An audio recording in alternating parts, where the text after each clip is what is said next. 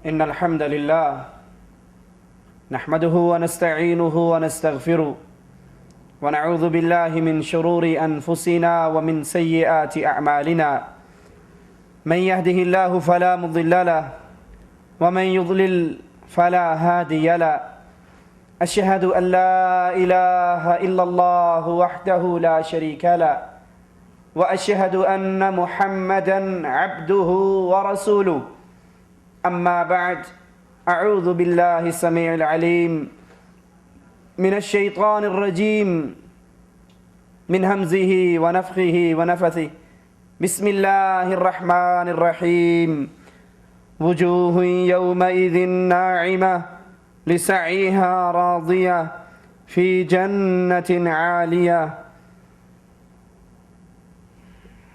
ہماری زندگی کا یہ سفر بالآخر اختتام پذیر ہونے والا ہے. یہاں ہمیشگی نہ کسی کو ملی ہے، نہ ملے گی، نہ مل سکتی ہے.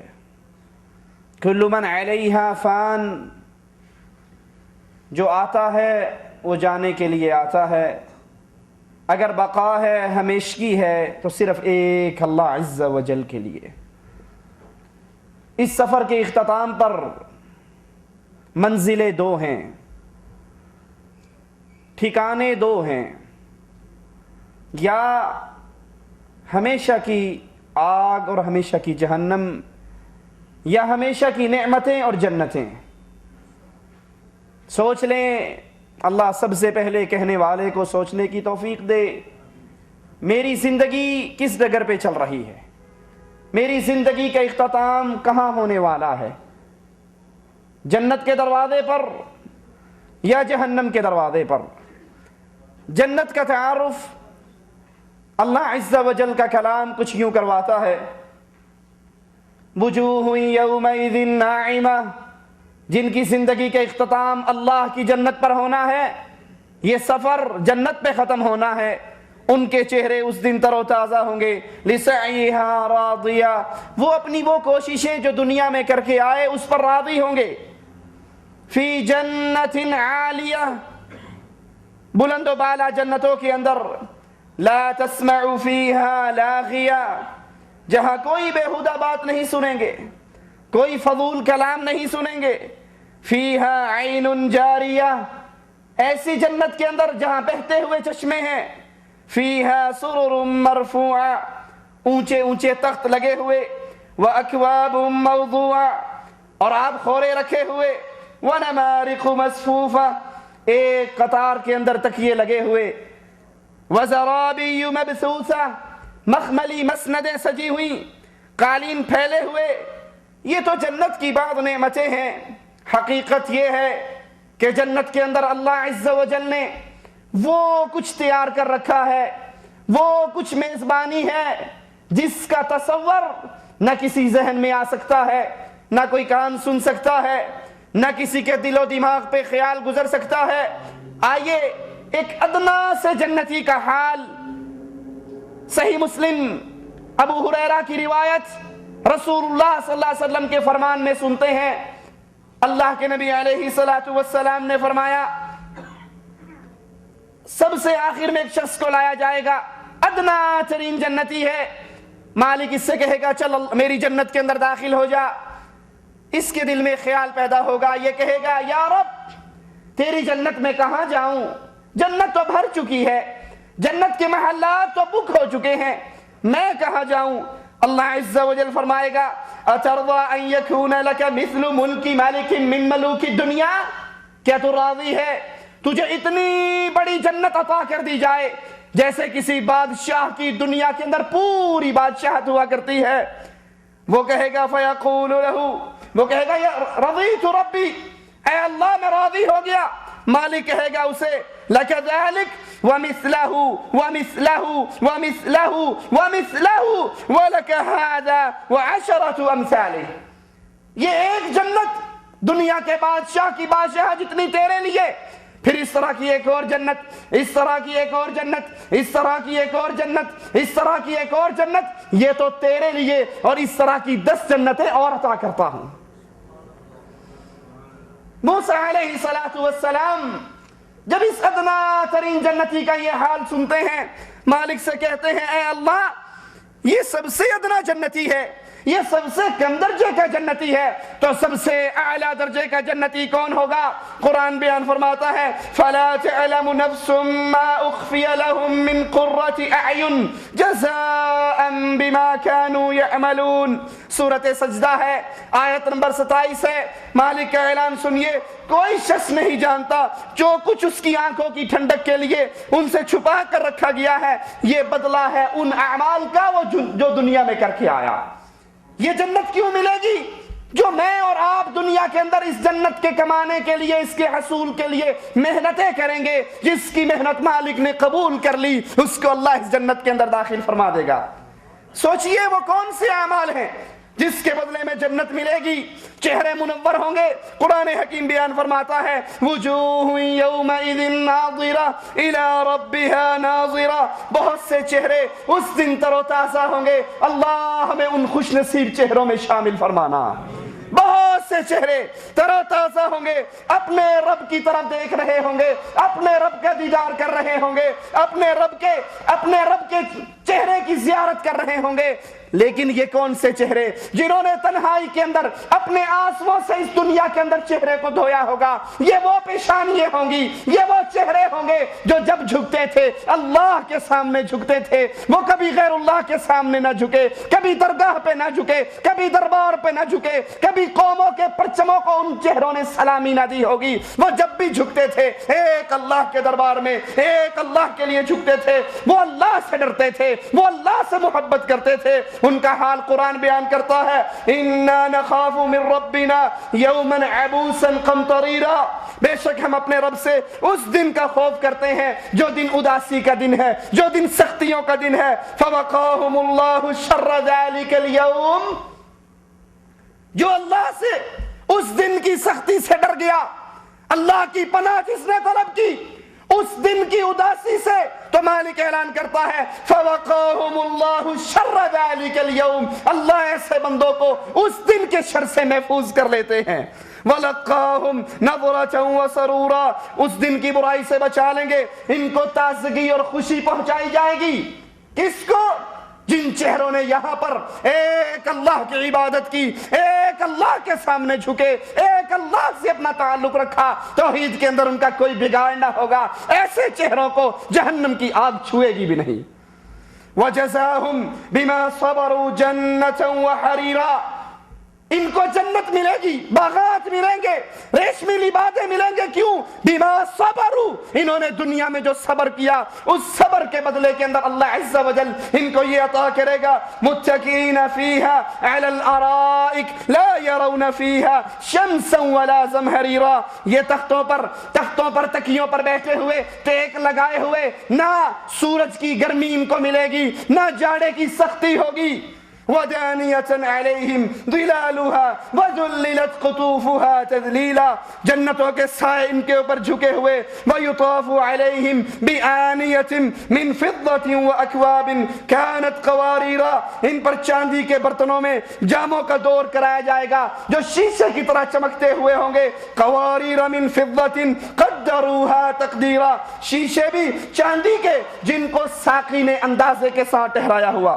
وَيُسْقَوْنَ فِيهَا كَأْسًا كَانَ مِزَاجُهَا زَنجَبِيلًا، انہیں وہاں وہ جام پلائے جائیں گے جن کے اندر آمیزش زنجبیل کی ہوگی۔ وَيَطُوفُ عَلَيْهِمْ وِلْدَانٌ مُخَلَّدُونَ إِذَا رَأَيْتَهُمْ حَسِبْتَهُمْ لُؤْلُؤًا مَّنثُورًا، ان کے اوپر ایسے نوجوان معصوم خوبصورت بچے ان کے گرد طواف کریں گے، سلام کہتے ہوئے پھریں گے۔ جب تم ان کو دیکھو گے تو وہ بچے ایسے لگیں گے جیسے سچے موتی بکھرے ہوئے ہوں۔ وَإِذَا رَأَيْتَ ثَمَّ رَأَيْتَ نَعِيمًا وَمُلْكًا كَبِيرًا، تو وہاں جنت کے اندر جہاں بھی نظر ڈالے گا سراسر نعمتیں، عظیم الشان سلطنت دیکھے گا۔ عَالِيَهُمْ ثِيَابُ سُندُسٍ خُضْرٌ وَإِسْتَبْرَقٍ وَحُلُّوا أَسَاوِرَ مِن فِضَّةٍ وَسَقَاهُمْ رَبُّهُمْ شراباً طہورا، ان کے جسموں پر سبز باریک موٹے ریشمی کپڑے، انہیں چاندی کے کنگن اور زیور پہنائے جائیں گے، انہیں ان کا رب پاک صاف شراب پلائے گا. ان ھذا کان لکم جزاء وکان سعیکم مشکورا.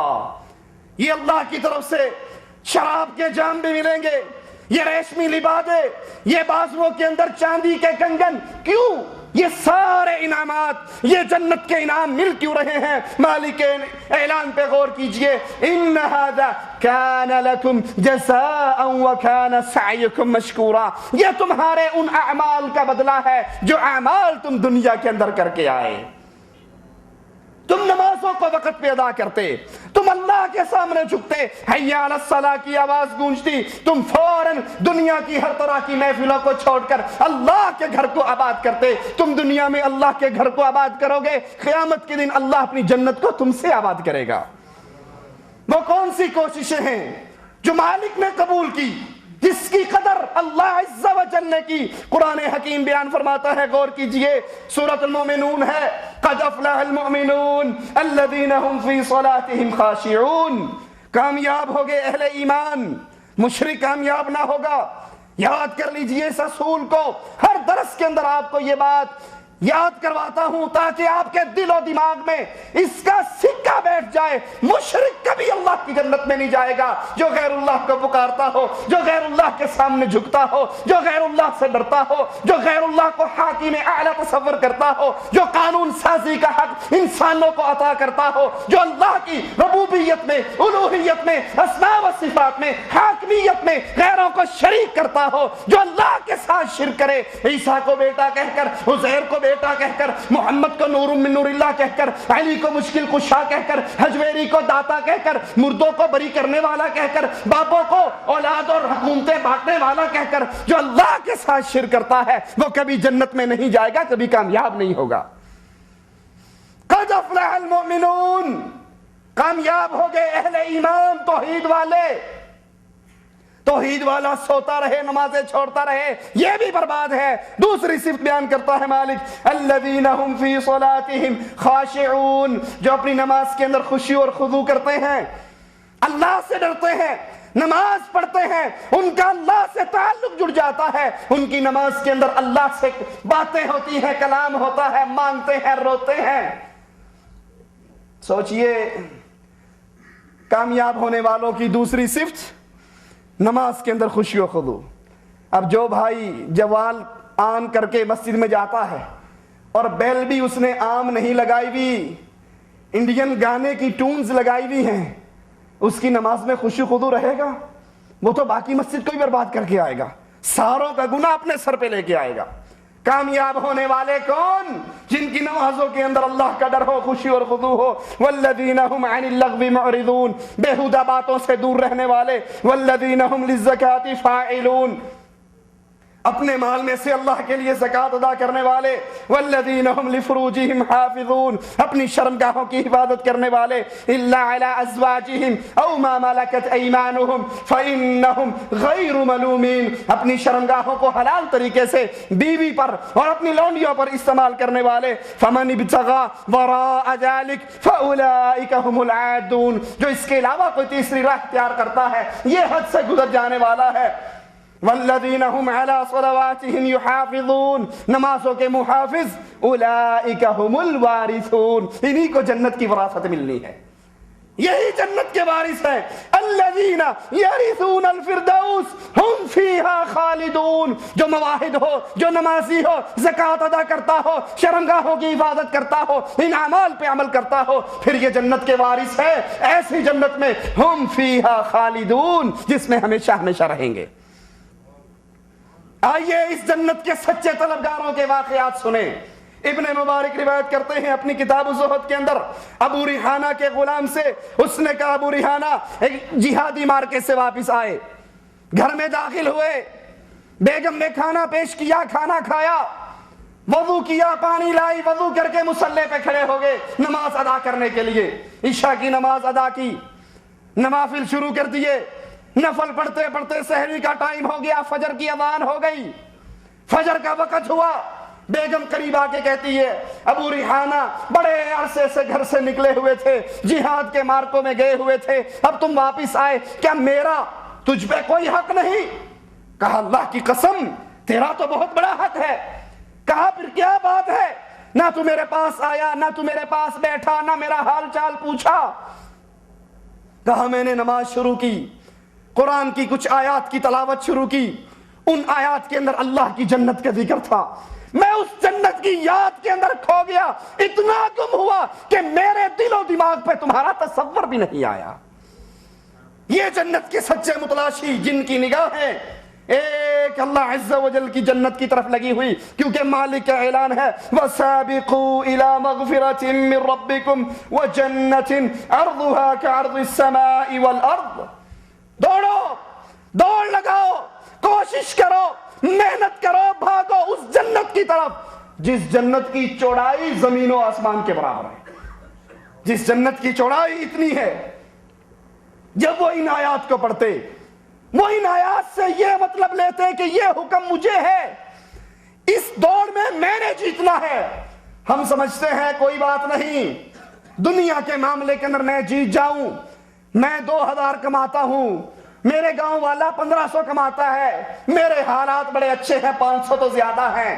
ہم دنیا کے معاملے میں دوڑ لگاتے تھے اور لگاتے ہیں، لیکن اللہ کے رسول صلی اللہ علیہ وسلم کے صحابہ اور ان کے شاگرد تابعین اور تبع تابعین، اس امت کے گزرے ہوئے سلف صالحین، وہ جب بھی دوڑ لگاتے تھے اللہ کی جنت کے لیے.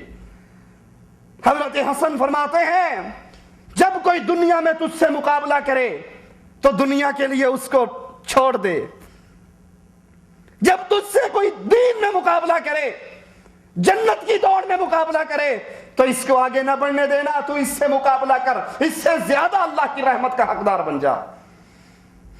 ایک مواحد مومن رات کو تہجد کی نماز پڑھتا ہے اور قرآن حکیم کی آیت پہ پہنچتا ہے وَسَارِعُوا إِلَى مَغْفِرَةٍ مِّن رَبِّكُمْ وَجَنَّةٍ عَرْضُهَا كَعَرْضِ السَّمَاءِ وَالْأَرْضِ اعدت للمتقین.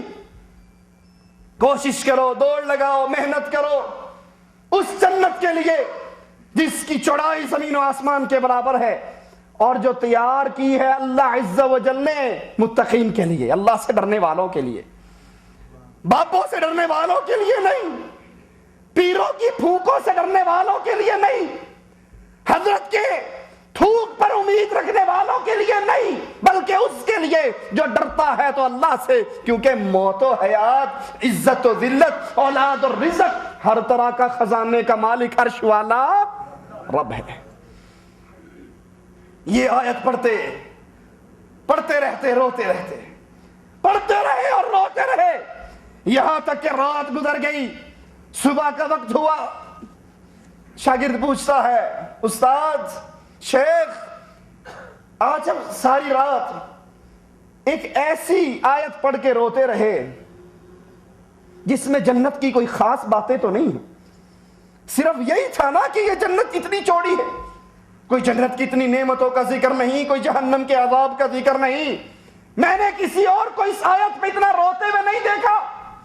تو جواب میں کہتے ہیں میرے بھتیجے، مجھے تو اس سوچ نے رلایا کہ جس جنت کی چوڑائی زمین و آسمان کے برابر ہے، اگر اس جنت میں مجھے 2 قدم رکھنے کی جگہ نہ ملی تو مجھے کیا فائدہ ہے. میں تو اس فکر میں رویا، اللہ تیری اتنی بڑی جنت ہے، اس جنت کے اندر 2 قدم رکھنے کی جگہ مجھے بھی عطا فرما دے. رسول اللہ صلی اللہ علیہ وسلم فرماتے ہیں، اپنے صحابہ سے سوال کرتے ہیں، کوئی ہے تم میں سے جنت کی طرف سبقت لے جانے والا کہ جنت کا نور چمک رہا ہے، اس کے محلات، ان کی خوشبوئیں پھیل رہی ہیں، ان کے محلات ہمیشہ رہنے والے، محلات کے اندر سے گزرنے والی نہریں، دودھ کی نہر، شراب کی نہر، شہد کی نہر، میٹھے پانی کی نہر، یہ نعمتیں ہمیشہ رہنے والی. دنیا میں کتنے مضبوط مکان بنا لو، زلزلے آئیں گے برباد ہو جائیں گے، زلزلے نہ بھی آئیں تو ایک وقت آئے گا یہ ایکسپائر ہو جائے گی بلڈنگ، لیکن اللہ کی جنت کی نعمتیں کبھی فنا نہیں ہوں گی، وہ ہمیشہ کے ہمیشہ کے لیے ہے.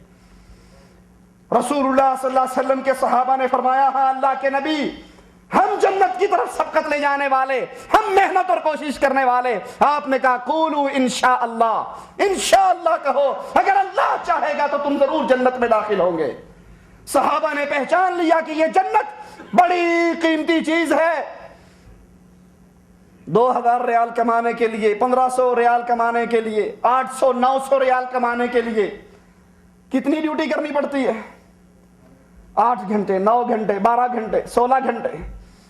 رسول اللہ صلی اللہ علیہ وسلم فرماتے ہیں جنت کے حور کے سر پہ جو دوپٹہ ہے، صرف اس دوپٹے کی قیمت پوری کائنات کے اندر جو کچھ ہے وہ اس دوپٹے کے برابر نہیں ہو سکتی۔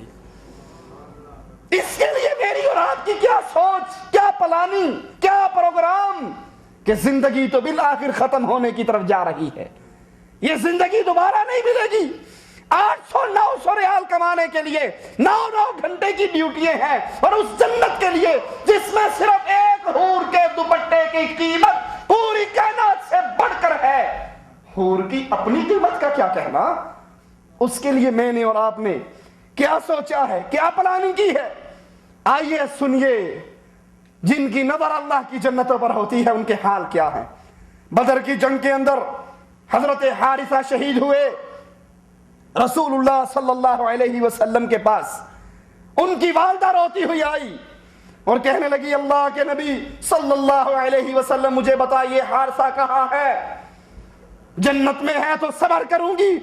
اللہ کے نبی علیہ السلام نے فرمایا یا ام حارثہ انہا لیس الجنہ ولکنہا جنان۔ اے ام حارثہ، وہ جنت کوئی ایک جنت تو نہیں ہے، وہ جنت تو جنتیں ہیں۔ انہا جنان، وہ تو بہت ساری جنتیں ہیں۔ وَإِنَّ حَارِثَ أَصَابَ الْفِرْدَوْسَ الْأَعْلَى، اور تیرے بیٹے حارثہ کو تو رب نے جنت الفردوس عطا کی ہے۔ إِنَّ الَّذِينَ آمَنُوا وَعَمِلُوا الصَّالِحَاتِ كانت لهم جنات الفردوس نزلا۔ بے شک جو لوگ اللہ پر ایمان لے کر آئیں، اس کی توحید کو سمجھیں، رسول اللہ صلی اللہ علیہ وسلم کی رسالت کو سمجھیں، نیک اعمال کریں، اللہ ان کا ٹھکانہ جنت الفردوس بنا دیتا ہے۔ ان الذين آمنوا وعملوا الصالحات يهديهم ربهم بإيمانهم تجري من تحتهم الأنهار في جنات النعيم دعواهم فيها سبحانك اللهم وتحيتهم فيها سلام وآخر دعواهم ان الحمد لله رب العالمين۔ جو لوگ ایمان لائے پھر انہوں نے نیک عمل کیے، ان کا رب ان کے ایمان کے سبب ان کے مقصد تک ان کو پہنچا دے گا، ان کو جنتوں میں داخل کر دے گا۔ وہ جنتیں جو نعمت کے باغات جن کے نیچے سے نہری جاری ہوں گی، ان کے منہ سے یہ بات نکلے گی سبحان اللہ، ان کا باہمی سلام بھی یہ ہوگا السلام علیکم، اور آخری بات یہ کہیں گے کہ تمام کی تمام تعریفیں الحمدللہ رب العالمین۔ ساری تعریفیں اس اللہ کے لیے ہیں جس اللہ نے ہمیں اس جنت کے اندر پہنچایا۔ میرے رب کے وہ کتنے بندے ہیں جو اللہ سے محبت کرتے ہیں، اللہ ان سے محبت کرتا ہے، وہ اللہ کی جنت کی طلب کرتے ہیں، جنت ان کی طلب کرتی ہے۔ وہ اللہ کے مواحد بندے جنہوں نے اس زندگی کے اندر اپنا مقصد بنایا، یہ ختم ہو جانی ہے، کچھ ایسے عمل کر جائیں، کچھ ایسی پلاننگ بنا جائیں، کچھ ایسی محنت کر جائیں، ادھر ہماری روح نکل رہی ہو، ادھر اللہ کی جنت کے دروازے کھل رہے ہوں۔ یہ جب رات کے اندھیرے چھا جائیں، اس جنت کے متلاشی پھر مصلوں پہ کھڑے ہو کر اپنے اللہ کو یاد کرتے ہیں۔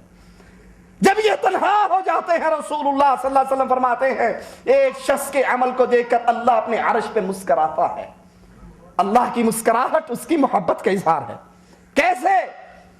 یہ قافلے کے ساتھ سفر کر رہا، قافلے نے پڑاؤ ڈال لیا، سب اپنے اپنے بستروں میں لیٹ گئے، اس نے بھی پڑاؤ ڈال لیا، یہ بھی لیٹ گیا، اور لیٹنے کے بعد پھر اس نے نظر ڈال کر دیکھا کوئی جاگ تو نہیں رہا، کوئی آنکھ مجھے دیکھ تو نہیں رہی، اور جب یقین ہو گیا سب سو گئے، چپکے سے اٹھتا ہے، وضو کرتا ہے، مصلی پہ کھڑے ہو کے رب کے لیے نماز پڑھتا ہے۔ اللہ اس کے اس عمل کو دیکھ کر اپنے عرش پہ مسکراتا ہے. تمام طرح کی ریاکاری سے بچ کر تنہائی میں خاموشی میں چھپ کر اپنے اللہ کو یاد کرتے ہیں. پھر ان کی حالت کیا ہے آئیے سنیے. رافع بن عبداللہ فرماتے ہیں مجھے ہشام بن یحییٰ الکنانی نے کہا تجھے ایک ایسا واقعہ نہ سناؤں جس کا میں ذاتی عینی شاہد ہوں گواہ ہوں. میں نے کہا ضرور بتائیے. کہتے ہیں ہم روم کی طرف جہاد کے لیے گئے. ہم بصرہ اور جزیرہ کے کچھ لوگ, ہمارے ساتھ ایک شخص تھا جس کا نام تھا سعید ابن حب, نماز پڑھنے والا, روزہ رکھنے والا. ہم نے پڑاؤ ڈالا. ہمارے ذمے خدمت کرنا, کھانا پکانا, پہرا دینا یہ ہمارے ذمے ہوا. لیکن سعید روزے بھی رکھتا, قیام بھی کرتا اور ہر طرح کی خدمت میں سب سے پہلے پہل ہوتا. میں اس کو بہت کہتا سعید آرام کر, اپنے جسم پر رحم کر. وہ کہتا 4 دن کی زندگی ہے, اب کچھ کمائی کر لوں تاکہ اللہ مجھ سے راضی ہو جائے. میں نے اسے پھر کہا تھوڑی دیر کے لیے سو جا, ہم دشمن کے علاقے میں ہیں, کوئی پتہ نہیں کیا ہونے والا ہے, کیا ہو جائے. کہا میرے کہنے پہ وہ جا کر سو گیا. اب وہ سو رہا ہے, میں کھانا بنا رہا ہوں تو خیمے کی طرف سے بولنے کی آواز آئی. میں نے کہا سبحان اللہ, لشکر تو سارا میدان جہاد میں گیا ہے, پیچھے تو کوئی بھی نہیں, میں ہوں اور سعید سو رہا ہے, میں کھانا بنا رہا ہوں. کہا میں کھانا چھوڑ کر خیمے کی طرف گیا, خیمے کے اندر کوئی نہیں, لیکن سعید نیند کی حالت میں باتیں بھی کر رہا ہے اور اس کے چہرے پہ مسکراہٹ بھی ہے. میں بڑا حیران ہوا اس کی اس حالت کو دیکھ کر. اس نے اپنے ہاتھ کو پیار سے آگے بڑھایا اور پھر محبت کے ساتھ نیچے کر کے کہنے لگا اچھا پھر رات کو ملاقات ہوگی. یہ کہا اور اس کی آنکھ کھل گئی, کانپ رہا, ڈر رہا. میں نے اس کو سینے سے لگایا, ڈھارس دی. میں نے کہا میں نے تیری مسکراہٹ کو دیکھا, تیری ہنسی کو دیکھا, تیرے ہاتھ کے اشاروں کو دیکھا, تیری زبان سے نکلے ہوئے جملوں کو سنا. کیا ماجرا تھا, تو کیا خواب دیکھ رہا تھا؟ کہنے لگا میرے ساتھی یہ میرے اور میرے اللہ کے درمیان راز ہے, پردہ ہے, اس کو رہنے دے. میں نے کہا میں تیرا دوست ہوں, دوستی کا واسطہ ہے, مجھے بتا, ہو سکتا ہے جو کچھ تو نے دیکھا میری رہنمائی کے لیے بھی فائدہ مند ہو جائے. جب میں نے اس کو اپنی صحبت کا حق یاد کروایا, کہنے لگا میں سویا ہوا تھا, 2 خوبصورت چہرے والے نوجوان میرے پاس آئے, کہنے لگے سعید مبارک ہو, اللہ نے تمہاری محنتوں کو قبول کر لیا, اٹھو آؤ تمہیں دکھائیں اللہ نے تمہارے لیے کیا تیار کیا. وہ مجھے لے کر اللہ کی جنت میں داخل ہوئے. میں نے جنت کو دیکھا, جنت کی نعمتوں کو دیکھا, جنت کی نہروں کو دیکھا. میں ان نعمتوں میں مگن. مجھے ایک قصر کے سامنے لا کر کھڑا کر دیا اور کہا اس قصر میں داخل ہو جاؤ. میں قصر میں داخل ہوا. ایک انتہائی حسین حور کو میں نے اس قصر کے اندر سونے کے بیڈ کے اوپر بیٹھے ہوئے دیکھا. میں نے کہا میں کہاں ہوں, تم کون ہو؟ وہ مجھے دیکھ کر کہنے لگی اللہ کا شکر ہے جس نے مجھے تیرے لیے اور تجھے میرے لیے پیدا کیا. میں نے کہا میں کہاں ہوں؟ کہا تو اللہ کی جنت میں ہے. کہا تو کون ہے؟ کہا میں ہمیشہ تیرے ساتھ رہنے والی تیری جنت کی بیوی ہوں. میں نے اپنے ہاتھ کو آگے بڑھایا. اس نے کہا ابھی نہیں میرے خلیل, ابھی نہیں, ابھی کچھ وقت تیرا دنیا میں باقی ہے, تو دنیا میں رہے گا, پھر تیری اور میری ملاقات ہوگی. کہا میں اس جنت کی نعمتوں کو دیکھ کر دنیا میں واپس جانے کی بات سن کر چیخ اٹھا. میں نے کہا ما اريد الرجوع, میں دنیا میں واپس نہیں جانا چاہتا. یہ کہا اور میری آنکھ کھل گئی. میں نے کہا تو نے بہت خیر اور نیک اور اچھا خواب دیکھا ہے. کہا صبح ہوئی, روزہ بھی رکھا, تلوار کو نکالا, میدان جہاد میں کود گیا. لشکر رات کو واپس آ کر ہمیں کہتا ہے کہ اس سعید کا معاملہ تو بڑا عجیب ہے, یہ اتنے مارکوں کے اندر اور مارکے کے خاص اس مقام پر جہاں گھمسان کا رن پڑتا ہے وہاں پر پہنچتا ہے اور موت کو تلاش کرتا ہے, یہ عجیب لڑکا ہے. میں نے دل میں کہا جو کچھ اس نے دیکھا ہے خواب میں اگر تم دیکھ لو تم بھی یہی کرو. اگلے دن ہوا پھر ویسے ہی لڑا. تیسرے دن کہتا ہے میں خود اس کے ساتھ چلا. صبح سے جنگ شروع کی, لڑائی کرتے کرتے موت کو تلاش کرتے کرتے کافروں کی گردنیں اڑا رہا. ایک دشمن چٹان کے اوپر چڑھتا ہے, پیچھے سے نیزے کا وار کرتا ہے, نیزہ اس سعید کے سینے کو چیر کے نکل جاتا ہے اور وہ زمین پہ گرتا ہے، میں فوراً اس کے قریب پہنچتا ہوں، اس کے لبوں پر مسکراہٹ کھیل رہی ہے۔ میں نے کہا مبارک ہو، آج جو افطاری تو کرے گا، جن نعمتوں کے اندر اللہ تجھے آج داخل کرے گا، کاش میں تیرے ساتھ ہوتا اور کامیاب ہو جاتا، کاش میں بھی تیرے ساتھ ہوتا اور دنیا کا کامران کامیاب انسان بن جاتا۔ یہ کہنے کے بعد اس کی زبان سے فوراً جملہ نکلتا ہے، الحمدللہ الذی صدقنا وعدہ۔ اے میرے بھائی، اللہ کا شکر، ساری تعریفیں اس اللہ کے لیے ہے جس نے اپنا وعدہ سچا کر دکھایا۔ یہ اس کی زبان سے جملے نکل رہے تھے اور اس کی روح اس دنیا سے پرواز کر گئی۔ مالک کا اعلان سنیے، وَلَا تَحْسَبَنَّ الَّذِينَ قُتِلُوا فِي سَبِيلِ اللَّهِ أَمْوَاتٍ، جو اللہ کے لیے اپنی جانوں کو قربان کر دیں ان کو مردے نہ سمجھو، بل احیاء عند ربهم يرزقون، بلکہ وہ زندہ ہیں، اپنے رب کے پاس ہیں، ان کا رب ان کو رزق بھی دیتا ہے۔ فرحین بما آتاهم اللہ من فضلہ، اور جو مالک عز و جل نے اپنے فضل سے ان کو عطا کر دیا ہے اس پر وہ اللہ سے راضی ہے۔ وَيَسْتَبْشِرُونَ بِالَّذِينَ لَمْ يَلْحَقُوا بِهِم مِّن خَلْفِهِمْ أَلَّا خَوْفٌ عَلَيْهِمْ وَلَا هُمْ يَحْزَنُونَ، جو اللہ نے اپنا فضل ان کو دے رکھا ہے اس سے بہت راضی ہیں، خوشیاں منا رہے ہیں ان لوگوں کی نسبت جو اب تک ان سے نہیں ملے، ان کے پیچھے ہیں۔ ان پر کوئی خوف نہیں، ان پر کوئی غم نہیں، جو اللہ کی جنت میں داخل ہو گئے، جنہوں نے زندگی اس دنیا کے اندر اس لیے گزاری کہ اللہ راضی ہو جائے، اللہ کو راضی کر لے، اللہ کی جنت کو حاصل کر لے، قیامت کے دن ان پر نہ خوف ہوگا نہ کوئی غم ہوگا۔ رسول اللہ صلی اللہ علیہ وسلم کے صحابی حضرت ابو ہریرہ رضی اللہ عنہ وارضاہ فرماتے ہیں، اللہ کے نبی نے فرمایا جب اہل جنت جنت میں داخل ہو جائیں گے، اللہم اجعلنا منہم ومعہم وفیہم، اللہ ہمیں بھی ان خوش نصیبوں میں شامل فرمانا جن کو تو اپنی رحمت سے اپنی جنت میں داخل کرے گا۔ اللہ کے نبی نے فرمایا جب جنتی اللہ کی جنت میں داخل ہوں گے، منادی کرنے والا منادی کرے گا، تم ہمیشہ صحت مند رہو گے، کبھی بیمار نہ ہوں گے، ہمیشہ زندہ رہو گے، کبھی موت نہ آئے گی، ہمیشہ سعادت مند رہو گے، کبھی محروم نہ کیے جاؤ گے، ہمیشہ نعمتوں میں رہو گے، کبھی تم سے نعمتیں چھینی نہیں جائیں گی۔ رسول اللہ صلی اللہ علیہ وسلم نے فرمایا، ذرا مقارنہ کرے دنیا کی حقیقت کا، دنیا کی زندگی کا، دنیا کے مال و متاع کا، اور یہ حدیثیں یہ فلم کی سٹوری نہیں ہے، یہ ڈرامے کے ڈائلاگ نہیں ہیں، یہ اس کی بات ہے جو تب بولتا ہے جب عرش والا اس کو بولنے کا حکم دیتا ہے۔ یہ محمد رسول اللہ کا کلام ہے، یہ پیارے نبی کا فرمان ہے۔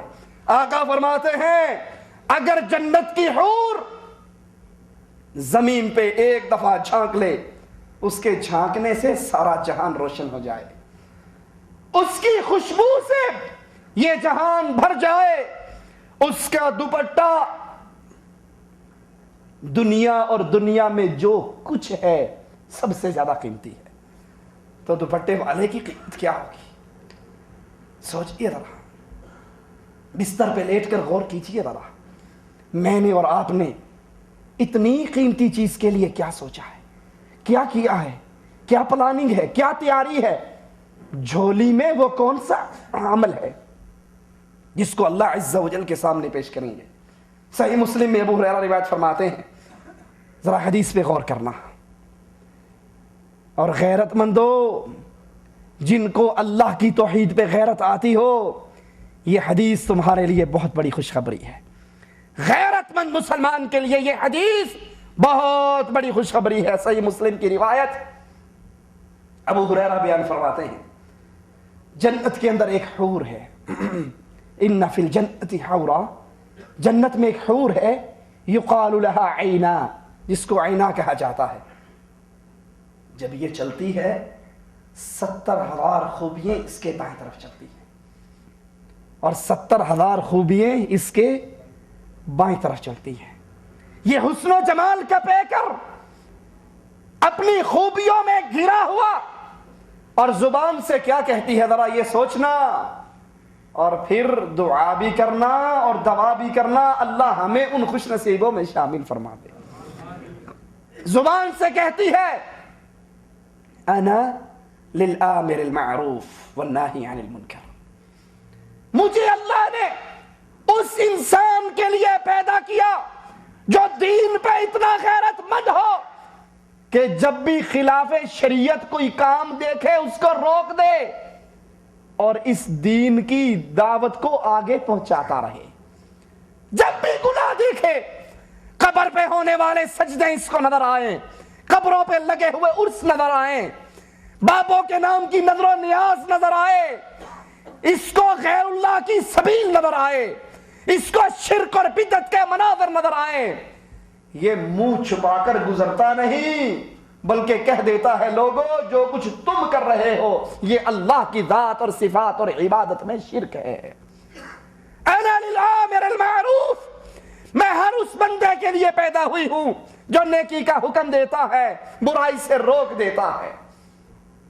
اس دین کے لیے غیرت کھانے والوں مبارک ہو، اس دین کے لیے جینے اور مرنے کا عزم کرنے والوں مبارک ہو۔ اس دین کے خلاف وہ عمل کوئی کرے، چھوٹا کرے یا بڑا کرے، پیر کرے یا مرید کرے، جس کا عمل قرآن و حدیث کے خلاف ہو اس کو ٹوک دیجئے، روک دیجئے۔ ہاتھ میں طاقت نہیں تو زبان سے روکیے، زبان میں طاقت نہیں دل سے برا جانیے، اور پھر اس مجلس کو چھوڑ کر وہاں سے نکل جائیے۔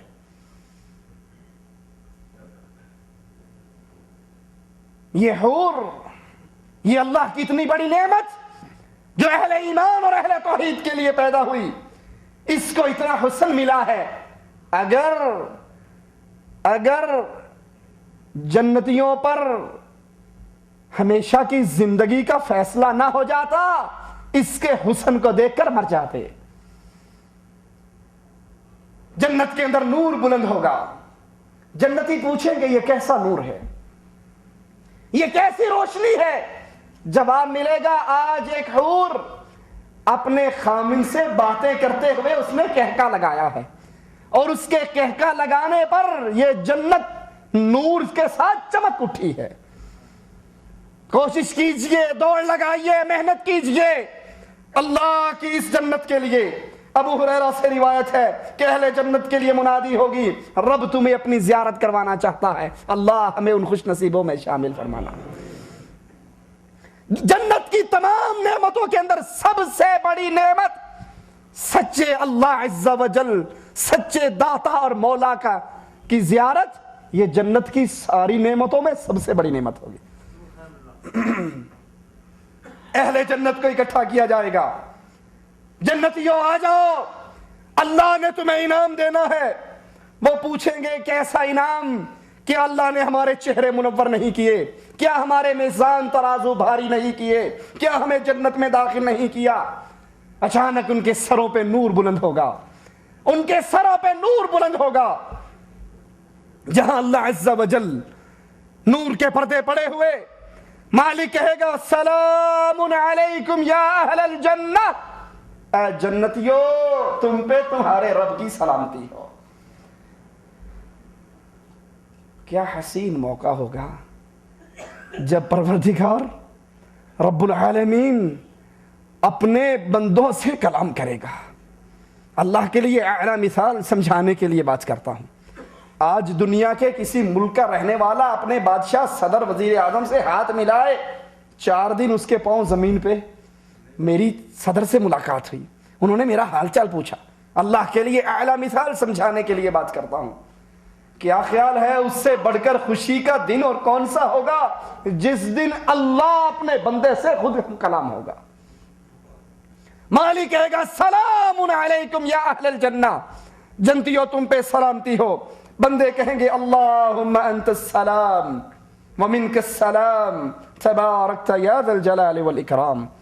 اللہ اپنے بندوں کو دیکھ کر مسکرائے گا اور کہے گا کہاں ہیں میرے وہ بندے جنہوں نے مجھے دیکھے بغیر میری عبادت کی، مجھے دیکھے بغیر میری عبادت کی، غیب پر ایمان لے کر آئے، آج یوم المزید ہے، آج مزید انعامات کرنے ہیں، مانگو، جو تم مانگو گے تمہیں عطا کر دیا جائے گا۔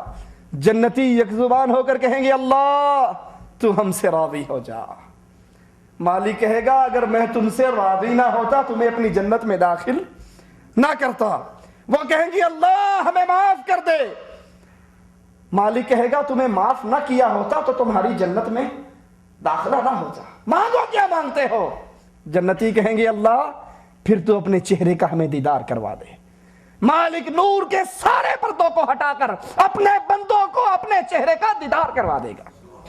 محمد الرسول اللہ صلی اللہ علیہ وسلم فرماتے ہیں جس طرح تم 14ویں کے چمکتے ہوئے چاند کو دیکھتے ہوئے کوئی مشکل محسوس نہیں کرتے، اللہ کی جنت کے اندر تم اپنے رب کا دیدار کرو گے، رب کو دیکھنے میں تمہیں کوئی مشکل اور پریشانی نہ ہوگی۔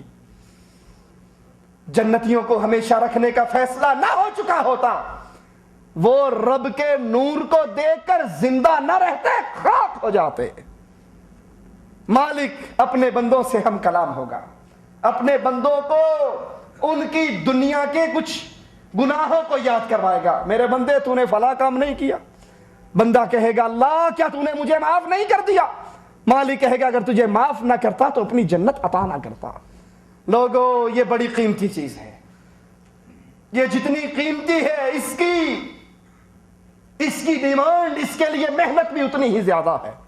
سوچئے، بستر پہ لیٹتے ہوئے سوچئے میری اور آپ کی عمر کے کتنے سال گزر گئے، میں اور آپ اپنی زندگی کی کتنی بہاریں گزار چکے ہیں۔ اب کس چیز کی امید ہے؟ اب کس بنیاد اور بیس کے اوپر میں اس اللہ کی نافرمانی کرتا ہوں؟ اب کون سی وہ رکاوٹ ہے جو مجھے اللہ کی طرف لوٹنے کے اندر میرے راہ کے اندر کھڑی ہے؟ لوٹیے اللہ کی طرف، گناہوں سے توبہ کیجئے، زندگی میں انقلاب لائیے، اس اللہ سے پیار کیجئے جو اللہ کہتا ہے بندے تو چل کر آئے گا میں دوڑ کر آؤں گا، تو بالش آئے گا میں بازو آؤں گا، تو مجھے یاد کرے گا میں تجھے یاد کروں گا، تو انسانوں میں یاد کرے گا تیرا مولا تجھے فرشتوں میں یاد کرے گا۔ اللہ سے دعا ہے اللہ ہمارے گناہوں کو معاف فرما دے، اللہ ہماری خطاؤں کو معاف فرما دے، اللہ ہماری سیاہ کاریوں کو معاف فرما دے، اللہ ہمیں زندہ رکھنا، ایمان پہ رکھنا، توحید پہ رکھنا، عقیدے پہ رکھنا، اس حال میں زندہ رکھنا کہ تو ہم سے راضی ہو ہم تجھ سے راضی ہوں، اس حال میں موت دینا تو ہم سے راضی ہو ہم تجھ سے راضی ہوں، اس حال میں اپنے پاس بلانا ہماری زندگی کے آخری ایام، ہماری زندگی کے بہترین ایام تیری اطاعت اور عبادت میں کرتے ہوئے گزرے ہیں، اس حال میں اپنے پاس بلانا ہمارے سارے گناہوں کو معاف کر کے ہمارے لیے جنت کا فیصلہ فرمانا۔ اقول قولی ھذا واستغفر اللہ لی ولکم ولسائر المسلمین فاستغفروہ انہ ھو الغفور الرحیم۔